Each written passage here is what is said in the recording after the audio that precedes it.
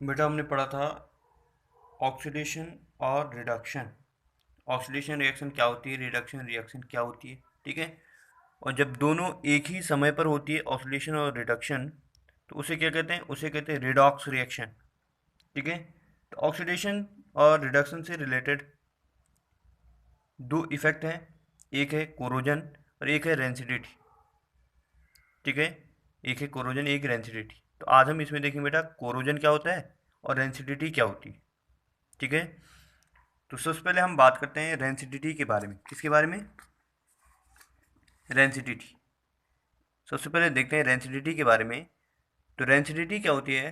Food material containing fat and oil when left for some times become rancid so that smell and taste change. तो rancidity क्या होती है बेटा कि food material जो होता है उसमें क्या प्रेजेंस होता है, ऑयल प्रेजेंस होता है और फैट प्रेजेंस होता है, ठीक है। तो यदि हम उसे कुछ समय के लिए छोड़ दें अगर कहाँ ईयर में, तो वो क्या हो जाता है, रैंसिड हो जाता है। रैंसिड का मतलब उससे स्मेल भी बैड आने लगती है और टेस्ट भी क्या चेंज हो जाता है, यानी दोनों क्या हो जाते हैं, चेंज हो जाते हैं, ठीक है। रेंसिडिटी का मतलब होता है, rancidity takes place due to the oxidation, यानी फूड जो होता है, फूड में जो फूड में जो ऑयल होता है, फैट होता है, उसका क्या हो जाता है, ऑक्सीडेशन हो जाता है। और ऑक्सीडेशन हमें पता है कि ऑक्सीडेशन क्या होता है, यानी ऑक्सीजन से जुड़ जाना, ऑक्सीजन का जुड़ जाना, ठीक है।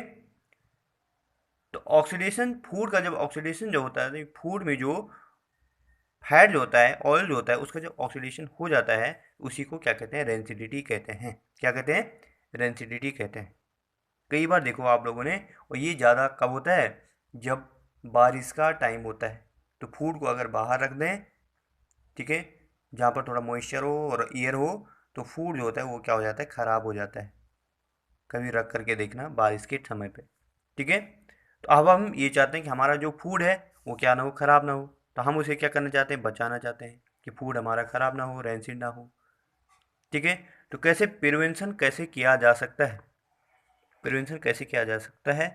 तो इसमें क्या किया जाता है, in order to prevent oxidation we have use antioxidant. तो फूड को ऑक्सीडेशन से बचाना, यानी फूड का ऑक्सीडेशन ना हो। ऑक्सीडेशन हमें पढ़ा कि यदि फूड का ऑक्सीडेशन हो जाएगा तो उसे क्या कहते हैं, रेंसिडिटी कहते हैं। तो हमने क्या करना है, फूड को ऑक्सीडेशन, फूड का ऑक्सीडेशन नहीं होने देना है। तो उसे हम कैसे बचा सकते हैं? तो जब हम फूड में क्या मिला दें, कुछ एंटीऑक्सीडेंट मिलाएं अगर, तो उससे क्या होगा, एंटीऑक्सीडेंट यानी जो ऑक्सीडेशन नहीं होने देंगे फूड का, तो उसे क्या कहते हैं, एंटीऑक्सीडेंट। तो हमारा जो फूड होगा वो क्या हो जाएगा, रेंसिड नहीं होगा और रेंसिडिटी से बच जाएगा, ठीक है। तो एंटीऑक्सीडेंट जैसे सोडियम बेंजोएट हो गए, यदि सोडियम बेंजोएट डाल दे फूड में, तो उससे फूड क्या नहीं होगा, ऑक्सीडाइज नहीं होगा, और ऑक्सीडेशन नहीं होगा, तो फूड बच जाएगा रेंसिडिटी से, ठीक है। दूसरा है बी एच ए यानी ब्यूटाइलेटेड हाइड्रोक्सी एनिसोल, ये इसकी फुल फॉर्म है। तीसरा है BHT यानी ब्यूटाइलेटेड हाइड्रोक्सी टोलुइन, ठीक है, ठीक है। और जैसे कुछ, जैसे चिप्स की बात करें, तो चिप्स का पैकेट जो होता है बेटा वो फूला हुआ रहता है, और यदि हम उसे खोल दें तो चिप्स क्या हो जाते हैं, तुरंत ख़राब हो जाते हैं। क्यों हो जाते हैं? क्योंकि उसमें भरी रहती है फ्लश्ड विद नाइट्रोजन गैस। क्योंकि उसमें क्या होती है, जो चिप्स के जो पैकेट जो होते हैं उन वो फूले हुए इसलिए रहते हैं क्योंकि उसमें नाइट्रोजन भरी रहती है।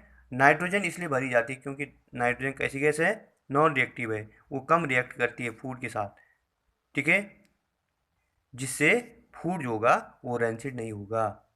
तो रैंसिडिटी के बारे में सिर्फ आप लोगों को इतना पता होना चाहिए, ठीक है बेटा। तो आई होप कि आप लोगों को समझ में आ गया होगा। अब हम देखते हैं कोरोजन। कोरोजन क्या होता है? तो corrosion the degradation of the metal by action of air moisture on their surface is called corrosion. Degradation का मतलब होता है बेटा टूटना। जब जो मेटल जो होता है वो क्या हो जाता है, उसकी सरफेस किसके कांटेक्ट में आ जाती है, एयर और मॉइस्चर के कांटेक्ट में आ जाती है, तो वो क्या होने लगता है, डिग्रेडेड होने लगता है, यानी टूटने लगता है। ये भी एग्जाम्पल है किसका, ऑक्सीडेशन का। और इसमें कुछ एग्जाम्पल है बेटा जो आपको पता होनी चाहिए।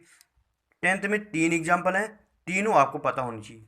एक है रस्टिंग ऑफ आयरन, यानी जो लोहा जो होता है उसमें जंग लग जाती है। दूसरा है सिल्वर, सिल्वर और कॉपर जो होते हैं, ठीक है, ब्लैक कोटिंग ऑन सिल्वर और green coating on copper. Copper में जो है उसमें क्या लग जाती है, ग्रीन कोटिंग, और जो सिल्वर जो होता है उसमें ब्लैक कोटिंग। तो ये तीनों एग्जाम्पल है इसकी, तो एक एक करके देखते हैं हम थोड़े इन्हें, ठीक है। Rusting of iron, rusting of iron में ये इक्वेशन आपको पता होनी चाहिए बेटा, कि जो आयरन जो होता है वो क्या करता है, ऑक्सीजन और मॉइस्चर के कॉन्टेक्ट में जब आता है तो क्या बनता है, Fe2O3, यानी जो रस्ट हम जिसे कहते हैं .XH2O, ये क्या है बेटा, रस्ट। तो ये जरूर ध्यान रखना बेटा, ये क्या है, रस्ट है, Fe2O3, ठीक है। अब हम अगर प्रिवेंशन करें, रस्टिंग को हम कैसे बचा सकते हैं कि आयरन में क्या ना हो, रस्टिंग ना हो, उससे हम कैसे मेटल को बचा सकते हैं, क्योंकि अगर रस्टिंग होगी तो मेटल क्या होगा, ख़राब होगा। तो हम चाहते हैं हमारा मेटल ख़राब ना हो, तो उसमें पेंटिंग कर सकते हैं। यदि हम पेंट करेंगे तो जो आयरन के जो मेटल होंगे वो किसके कांटेक्ट में नहीं आएंगे, एयर और मॉइस्चर के कांटेक्ट में नहीं आएंगे, जिससे आयरन की रस्टिंग क्या हो जाएगी, आयरन को रस्टिंग से हमें बचा सकते हैं। दूसरा है ग्रीसिंग, आप लोगों ने देखा होगा साइकिल जो होती है या डालते हैं, ग्रीसिंग करते हैं ना, ग्रीस डालते हैं, जिससे साइकिल जो होती है वो स्मूथली क्या होती है, चल जाती है, यानी उसमें जंग कम लगता है। तेल डालते हैं हम जब, देखा होगा आप लोगों ने, ठीक है। जो प्रोसेस है बेटा ये पूछी जा सकती है, ये तीनों ध्यान रखने आपने। और इसमें एक पूछा जाता है जो पिछली बार भी पूछा गया था, गैल्वेनाइजेशन। गैल्वेनाइजेशन क्या होता है, depositing of the thin layer of the zinc metal on the iron object.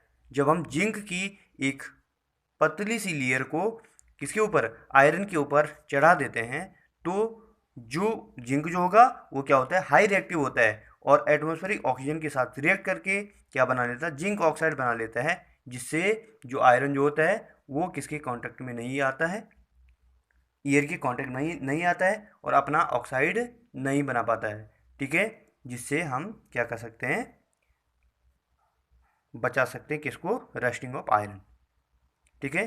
दो मेथड और है बेटा जो मैंने बताई, आप जो मैंने यहाँ लिखने रखे हैं, लेकिन आप लोगों को मैंने नाइन्थ में पढ़ा था, हमने सब ने पढ़ा होगा। वो क्या था, एलॉय। एलॉय का मतलब क्या होता है, होमोजीनस मिक्सचर होता है ना एलॉय, कि जब दूसरा मेटल उसमें मिलाया जाता है, तो यदि हम आयरन के साथ कोई दूसरा मेटल मिला दें अगर, तो क्या होगा, रस्टिंग क्या होगी, कम होगी, क्योंकि वो जो मिक्सचर है वो दो से ज़्यादा मेटल का होगा, जिसके कारण रस्टिंग जो होगी वो क्या होगी, कम होगी। तो एक एलॉय भी ध्यान रखना है, एलॉय, ठीक है। वो एलॉय में जरूर ध्यान रखना है, एलॉय, कि एलॉय क्या होता है, homogeneous mixture of the two और मोर मेटल, ठीक है। उसके बाद एक और ध्यान रखना है आप लोगों ने, इलेक्ट्रोप्लेटिंग। इलेक्ट्रोप्लेटिंग का मतलब क्या होता है, उसमें भी लेयर चढ़ाई जाती है, दूसरे मेटल की लेयर चढ़ाई जाती है, जैसे क्रोमियम हो गए। तो जैसे आप लोगों ने घर में नल देखे होंगे, नल जो चमकते हैं उनके ऊपर एक कोटिंग होती है ना, तो वो किसकी होती है, वो भी क्रोमियम की होती है, जिससे हम हमारे जो नल जो होते हैं वो ख़राब ना हो, उनमें रस्ट ना लगे, उससे हम क्या कर सकते हैं, प्रिवेंट कर सकते हैं, ठीक है। तो ये भी जरूर ध्यान रखना बेटा, जो मैंने दूसरे एग्जाम्पल दिए ये वाले, कि जो सिल्वर सल्फाइड जो होता है, चांदी देखी होंगी आप लोगों ने, चांदी जो होती है वो क्या हो जाती है, काली हो जाती है, तो ये जरूर ध्यान रखना है, ठीक है। और कॉपर जो होता है, कॉपर कार्बोनेट।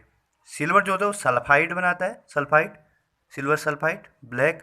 और जो कॉपर जो होता है वो क्या बनाता है, कार्बोनेट, यानी वो कार्बन डाइऑक्साइड के साथ रिएक्ट करके अपना कार्बोनेट बना लेता है। तो तांबे के बर्तन देखे होंगे आप लोगों ने, उन पर ग्रीन लेयर चढ़ जाती है, तब हम क्या करते हैं, पीतम्बरी से उसे क्या करते हैं, साफ करते हैं। देखिए बेटा आप लोगों ने, और चांदी जो होती है वो कैसी हो जाती है, सिल्वर सल्फाइड के कारण ब्लैक हो जाती है, ठीक है। और फिर हम सोनार के पास ले जाते हैं तो उसको क्या करता है, चमकाता है। बस इतना ध्यान रखना है आप लोगों ने किसमें, कोरोजन और रेंसिडिटी के बारे में। आई होप आप लोगों को समझ में आ गया होगा। Thank you.